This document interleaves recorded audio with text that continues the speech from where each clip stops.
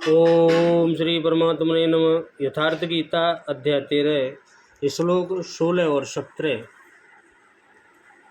अविभक्तं च भूतेषु विभक्तिमिव च स्थितं भूतवत्र च तज्ञेयं ग्रसिष्णु प्रभविष्णु च ज्योतिषामपि ज्योत्योतिष्ठं स परमुच्यते ज्ञानं ज्ञेयं ज्ञानगम्यं हृदय सर्वस्य विशिष्टित।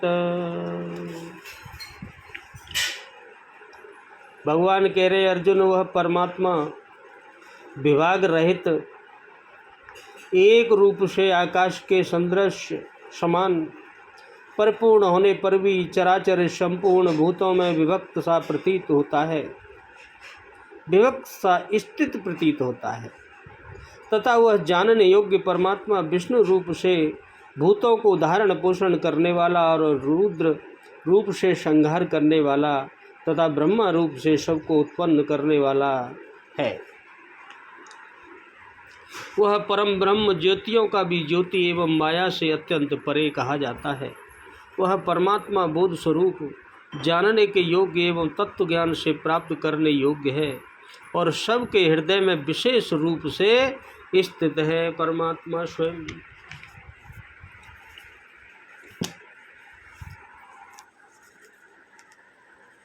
अविभाज्य होकर वह संपूर्ण चराचर भूतों में अलग अलग के सदृश यानी समान प्रतीत होता है।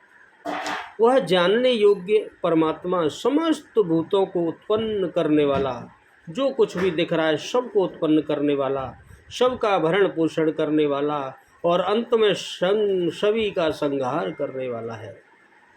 यहाँ बाह्य और आंतरिक दोनों भावों की ओर संकेत किया गया है। जो बाहर दिख रहा है वो भी और अंदर दिख है वो भी। जैसी बाहर जन्म और भीतर जागृति,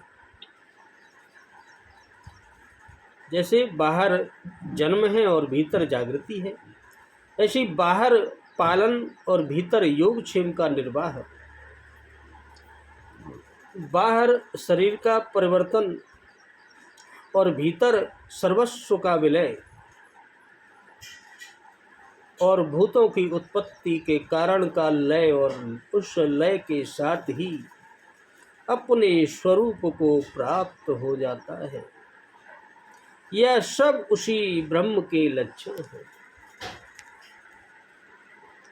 वह ज्ञेय ब्रह्म ज्योतियों का भी ज्योति है, तम से अत परे कहा जाता है। वह पूर्ण ज्ञान स्वरूप है, पूर्ण ज्ञाता है।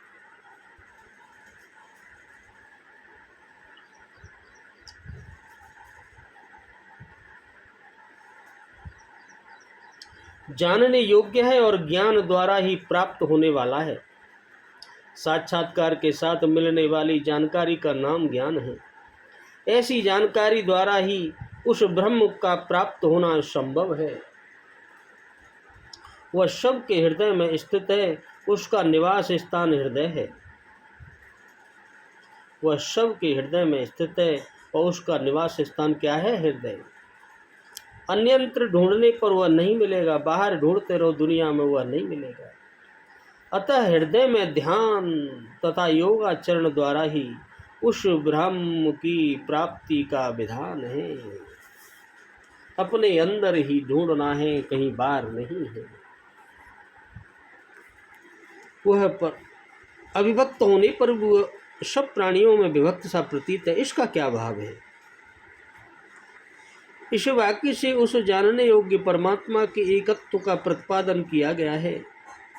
अभिप्राय यह है कि जैसे महाकाश वास्तव में विभाग रहित है तो भी भिन्न भिन्न गणों के संबंध से विभक्त सा प्रतीत होता है, वैसे ही परमात्मा वास्तव में विभाग रहित है तो भी समस्त चराचर प्राणियों में क्षेत्रज्ञ रूप से पृथक पृथक के सदृश स्थित प्रतीत होता है। किंतु यह भिन्नता केवल प्रतीति मात्र है। वास्तव में वह परमात्मा एक है और वह सर्वत्र परिपूर्ण है। क्या अभिप्राय है? भूतर्वर्भ ग्रष्णु और प्रभव विष्णु इन पदों का क्या अर्थ है, उनके प्रयोग यहाँ क्यों किए गए हैं। समस्त प्राणियों के धारण पोषण करने वाले भूतभर्तृ कहते हैं, और समस्त जगत के संहार करने वालों को गृहेष्णु कहते हैं, और सबकी उत्पत्ति करने वाले को प्रभ विष्णु कहते हैं। प्रभ विष्णु, इन तीनों पदों का प्रयोग करके यहाँ यह भाव दिखलाया गया है कि वह सर्वशक्तिमान ज्ञेय स्वरूप परमात्मा संपूर्ण चराचर जगत की उत्पत्ति, स्थिति और संहार करने वाला है। वही ब्रह्म रूप से इस जगत को उत्पन्न करता है, और वही विष्णु रूप से इसका पालन करता है, और वही रुद्र रूप से इसका संहार करता है। अर्थात वह परमात्मा ही ब्रह्मा विष्णु और शिव है। वही एक ही शक्ति है, सभी रूपों में दिखता अलग है लेकिन है एक ही। जैसे महाकाश विभागरहित हुआ भी घड़ों में पृथक पृथक प्रतीत होता है, वैसे ही परमात्मा सब भूतों में एक रूप से स्थित हुआ भी अलग अलग की भांति प्रतीत होता है, लेकिन है नहीं।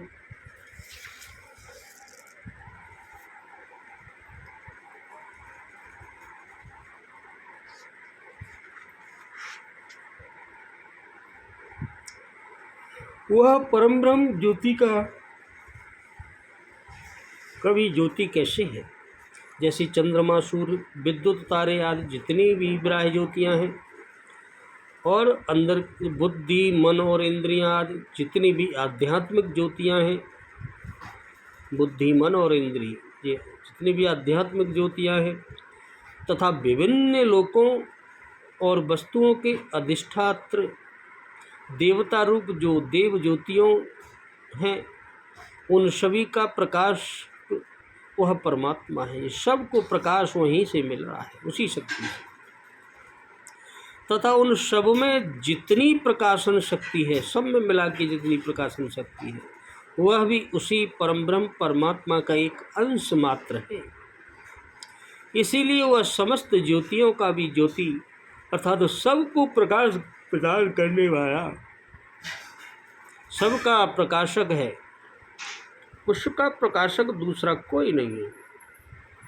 श्रुति में भी कहा है, न तत्र भू सूर्यो भाति न चंद्र तारकम नेमा विद्युतो भांति कुतो वय मग्निरिह तमेव भान्तमनुभाति सर्व तस्य भाषा सर्वमिदं विभाति। अर्थात वहाँ न सूर्य प्रकाश करता है, न चंद्रमा, न तारागण ही, न वहाँ यह बिजली प्रकाश करती है, फिर अग्नि। इस अग्नि की तो बात ही क्या है, क्योंकि प्रकाशित होने से ये सब प्रकाशमान होती है, और उसी के प्रकाश से यह समस्त जगत प्रकाशित है।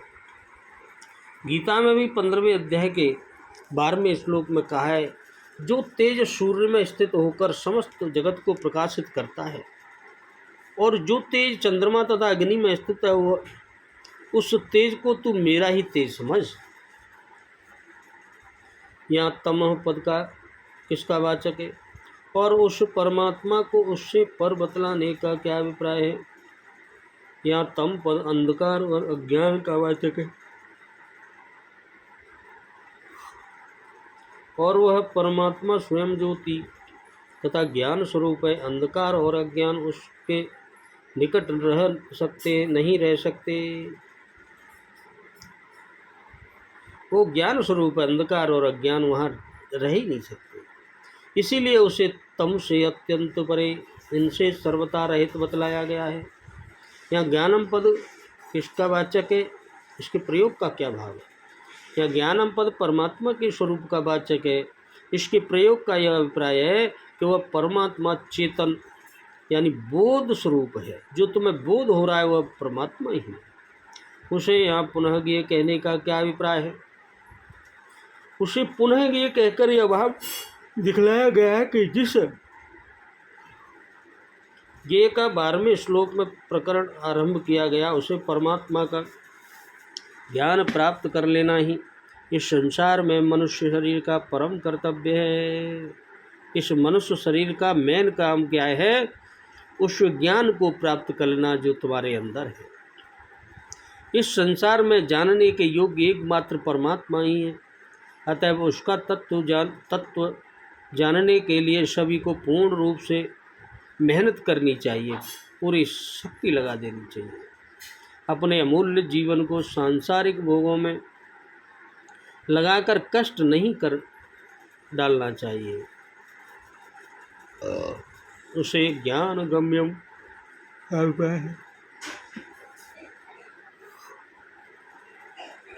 ज्ञेयम पद से उसे जानना आवश्यक बतलाया गया। इस पर यह प्रश्न हो सकता है कि उसे कैसे जानना चाहिए। इसके लिए कहते हैं कि वह ज्ञानगम्य है, अर्थात पूर्वोक्त अमानित्वादि ज्ञान साधनों के द्वारा प्राप्त तत्वज्ञान से वह जाना जाता है। अतएव उन साधनों द्वारा तत्वज्ञान को प्राप्त करके उस परमात्मा को जानना चाहिए। पूर्व श्लोक में उस परमात्मा को सर्वत्र व्याप्त बतलाया गया है। फिर यहाँ हृदय सर्वस्य विशिष्टतम, इस कथन से केवल सबके हृदय में स्थित बतलाने का क्या अभिप्राय है। वह परमात्मा सब जगह समान भाव से परिपूर्ण होते हुए भी हृदय में उसकी विशेष अभिव्यक्ति है। जिस सूर्य का प्रकाश सब जगह समान रूप से विस्तृत रहने पर भी दर्पण आदि में उसके प्रतिबिंब की विशेष अभिव्यक्ति होती है, एवं सूर्यमुखी शीशे में उसका तेज प्रत्यक्ष प्रकट होकर अग्नि उत्पन्न कर देता है। अन्य पदार्थों में उस प्रकार की अभिव्यक्ति नहीं होती। उसी प्रकार हृदय उस परमात्मा की उपलब्धि का स्थान है। ज्ञानी के हृदय में तो वह प्रत्यक्ष ही प्रकट है।